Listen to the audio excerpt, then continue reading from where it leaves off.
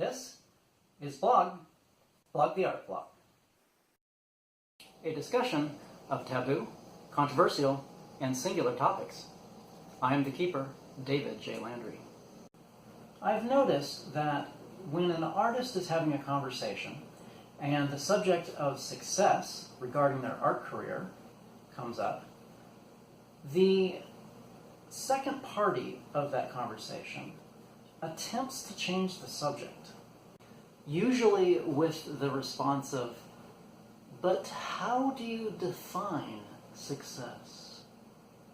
Regardless of the reason for the second party's discomfort with the artist being self-aware, if you want to know what a word means, you look it up in the dictionary. But let's just bypass the trigger word entirely and substitute it with a more accurate one: profitability. Has your art been profitable? And when I say that, I don't just mean money. Whether your art is a hobby or a job or a career, whether it's commercial art or fine art, have you gotten out of your art what you have put into it? Time, money, resources, energy, connections, education. Is it worth it to you, the artist? It better be. Because as the artist, you are not the one that determines the value of your art. Society does.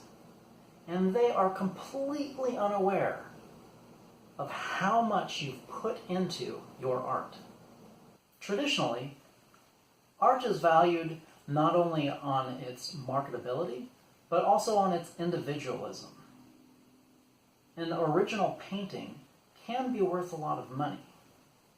A single signed print of that painting is worth less money. And 100,000 prints of that painting is worth even less. And if a forger makes a replica of that painting, it's worth less than the original, but it's worth more than the prints, because even though it isn't the original, it is in itself an original. Now, I say traditionally because today we have digital art. Art that must be copied in order to be viewed. Whether you print out a tangible copy or show an image on a screen, either way, you're showing a representation, a copy. In fact, how can you ever prove that your digital art is the original and not just a copy of a file? Traditional monetary value cannot be placed on digital art. There's simply no provable individuality to it. So what does that mean? Is digital art worth less? Are digital artists worth less? That's a harsh judgment to make. Telling someone that because of the tools that they're choosing to use, they are worth less. Are we only concerned with the materials that an artist uses? Or are we willing to blind ourselves to bias and judge an artist based on the depth of their work? So, what's the true value of art? Is it all just existential? People love to throw around the phrase, "Art is subjective." So the value of art is based on how you feel today?